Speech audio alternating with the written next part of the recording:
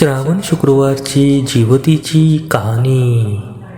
आटपाट नगर होतं. तिथं एक राजा होता. त्याला मुलगा नव्हता, म्हणून राणीनं एका सुईणीला नाळवारीसुद्धा एक मुलगा गुपचूप आणून देण्यास सांगितले.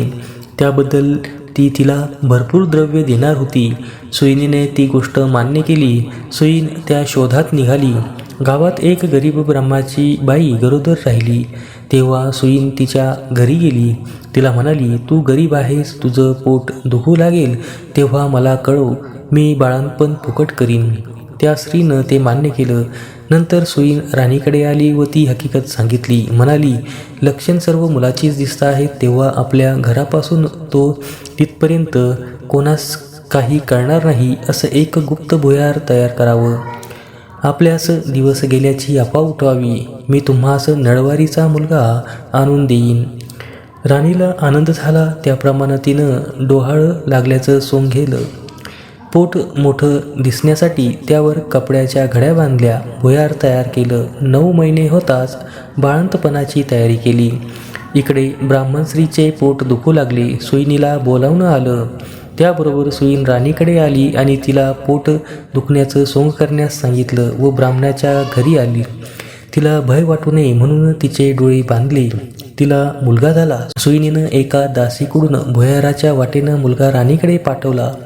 तिनं वरवंटा घेऊन त्याला एक कुंचरा बांधला व तिच्यापुढे ठेवला. ती दुःखी कष्टी झाली. सुईण राजवाड्यात गेली. राणीसाहेब बाळंतीण झाल्याची बातमी पसरली.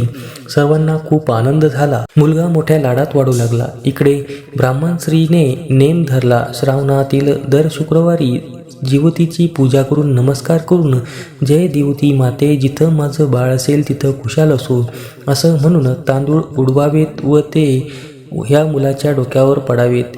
हिरवी साडी नेसणं, हिरव्या बांगड्या घालणं, कारलीच्या मांडवाखालून जाणं, तांदळाचं धुणं ओलांडणं बंद केलं. त्याप्रमाणे ती वागू लागली. इकडे राजपुत्र मोठा झाला.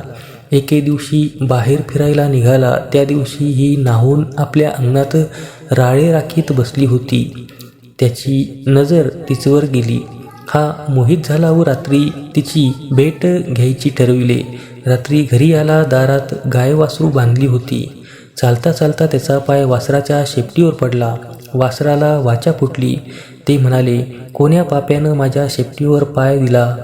आई, जो कोणी आपल्या आईकडे जावयास भीत नाही तो तुझ्या शेपटीवर पाय देण्यास भील काय? हे ऐकताच तो मागे फिरला आणि घरी येऊन आपल्या आईपासून काशीस जाण्याची परवानगी घेऊन काशीस निघाला. वाटेत एका ब्राह्मणाच्या घरी उतरला. त्या ब्राह्मणाला पुष्कळ मुलं होत होती, पण ती 5वी 6वी दिवशी जात. राजा आला. त्या दिवशी चमत्कार झाला. 5वीचा दिवस होता. राजा दारात निजला होता. रात्री सटवी आली व म्हणू लागली, कोण ग असं वाटेत निजलं आहे? जीवतीने उत्तर दिलं, अगं माझं ते नवसाचं बाळ आहे, मी काही त्याला ओलांडू देणार नाही. मुलाचे आईवडील चिंतेत होते. त्यांनी हा संवाद ऐकला. उत्तरात्र झाल्याने सटवी व जीवती निघून गेल्या. उजाडताच ब्राह्मणाने राजाचे पाय धरले. आपल्यामुळे मुलगा जगला. आजचा दिवस मुक्काम करा अशी विनंती केली. राजानं ती मान्य केली. त्याही रात्री असंच झालं. दुसरे दिवशी राजा निघाला. इकडे ह्याचा मुलगा मोठा झाला. काशीत यात्रेच्या वेळी गया वर्जनाची वेळ आली. पिंड देतेवेळी ते घ्यायला 2 हात वर आले. असं होण्याचं कारण त्यानं ब्राह्मणांना विचारलं.